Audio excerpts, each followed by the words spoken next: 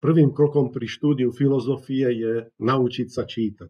Možno sa to zdá trošku triviálne, a teda príliš jednoduché alebo zjednodušené, ale myslím, že každý, kto strávil pri filozofii nejaký dlhší čas, pochopí, že tam, kde si to začína, ako človek pracuje s textami, ako ich číta. Pretože o filozofii nepracujeme s románom, kde sa človek vžije do deja, do tej situácie, čo ľudia hovoria, ako to prežívajú.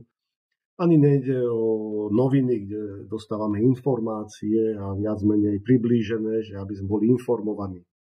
Filozofia je trošku špeciálny spôsob, ako čítať texty. V týchto textoch väčšinou sú nejaké abstraktnejšie úvahy, nejaké vysvetlenia, príliš abstraktné, teda niekedy viac abstraktné, niekedy menej.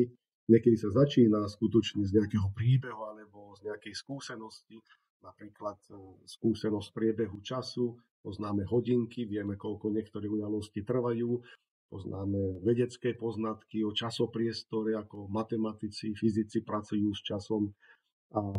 Ale potom prídu na rada otázky, ktoré sú oveľa abstraktnejšie. Čo je to čas vo všeobecnosti, ako ho zadefinovať, alebo kto čo myslí pod časom.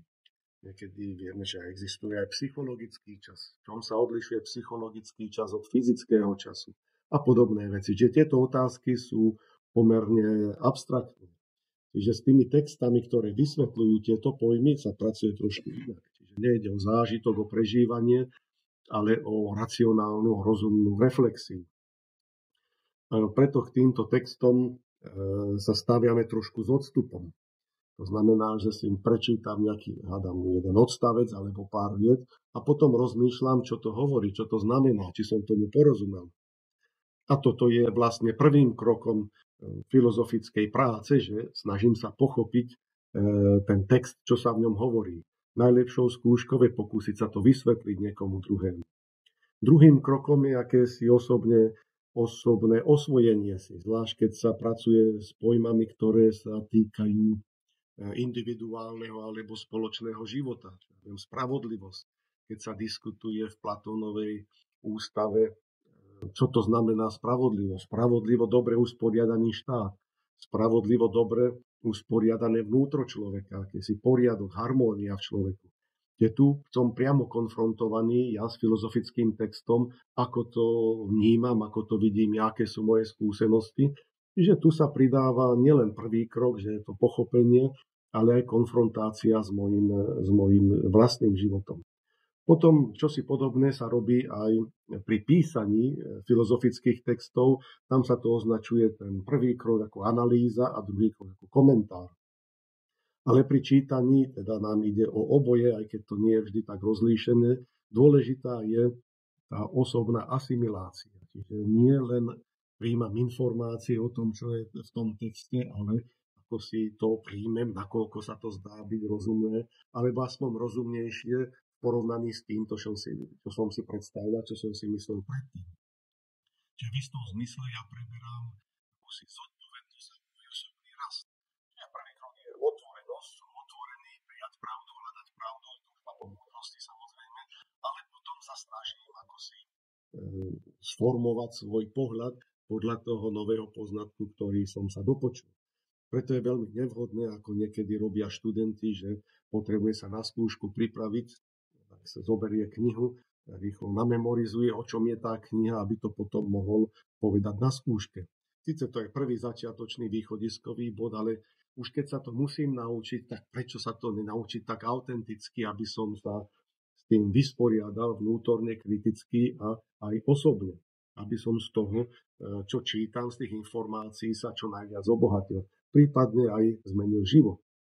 Žiaľ, vidíme aj niektorých, čo študujú filozofiu alebo študovali filozofiu, že berú tie myšlienky čisto ako informácie, to znamená, že po štúdiu dejín filozofie nám vedia povedať, čo hovoril Augustín, čo hovoril Platón, čo hovoril Tomáš Akvinský, čo hovoril René Descartes, no ale v podstate sa s tým nevysporiadali vnútorne, čiže nevedia urobiť akúsi osobnú syntézu, nevedia zaujať kritický postoj. A už vôbec niekedy máme nejaký problém v spoločnosti, aby ho vedeli pochopiť a ako si s obohatením Platónovej vízie ho aj vyriešiť. pretože nám len zacitujú, čo povedal Platón, čo by urobil Platón, alebo čo by povedal Platón, ale nevedia, ako si uchopiť tú inteligibilitu, ten problém a ako by sa to dalo riešiť. Čiže čo si stratili, aj keď študovali dejiny filozofie alebo čítali dejiny filozofie, čo si podstatné im tam uniklo. Na začiatku to môže byť dosť ťažké, pretože na to, aby človek filozoficky čítal texty, potrebuje už čosi poznať, nejaké poznatky. A zase, aby mal poznatky, potrebuje už začať filozoficky myslieť. Ono sa to tak cyklicky prepája. Preto treba postupne začať s jednými informáciami, nakoľko sa mi dá asimilovať filozoficky a takto vlastne každý deň takýto cyklus urobiť, že s novými informáciami, nová asimilácia, nová zmena života, zmena postojov a zase každý deň pridám nové myšlienky a nové postoje. S malými pokrokmi sa postupne kumuluje, vidí sa veľký pokrok, ale možno nie každý týždeň, možno nie každý mesiac, ale po roku istotne. Treba povedať, že máme v sebe aj akési obranné mechanizmy, pretože niektorí si zablokujú tento raz tým, že povedia, no veď každý má inú mienku. Aj tí filozofi, každý to inak vysvetľoval, čiže nemáme tu nejakú spoločnú pravdu alebo nejaké spoločné riešenie. Toto by bola veľká chyba prijať takýto negatívny princíp, pretože to nám zablokuje osobný rast. Treba byť presvedčený, že pravda existuje a že sa dá poznať a že sa dá nájsť akési najlepšie riešenie z tých poznatkov, ktoré mám. Výsledok poznania, teda tá pravda je výsledkom bádania, ktoré vychádza z istých východisk. To znamená, že ak tie východiská sú pravdivé, aj tá najlepšia hypotéza bude tá najpravdivejšia.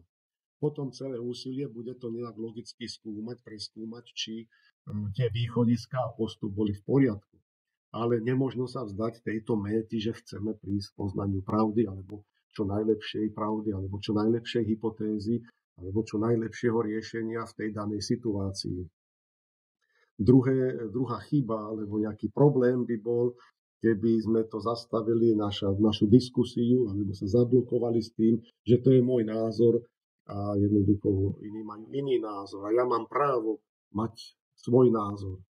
To je pravda, že mám právo, v každej demokratickej spoločnosti mám právo na svoj názor, no ale keď chcem, aby to bol ozaj môj názor a nejak ho chcem teda aj iným predstaviť, musím byť otvorený aj dialógu. Čiže uzatvoriť dialóg tým, že ja to takto vidím a bodka, tak to by bola veľká chyba. A ja mám právo si to tak myslieť a vy nemáte právo ma kritizovať. Nie, práve tá otvorenosť kritike, to je podstatou filozofie. Bez tejto nejde. To len hovorí, že niekto zostal zablokovaný a nevie sa pohnúť ďalej. To znamená, že nie je skutočne autentickým mysliteľom a hľadačom pravdy, tak ako sa to vo filozofii očakáva.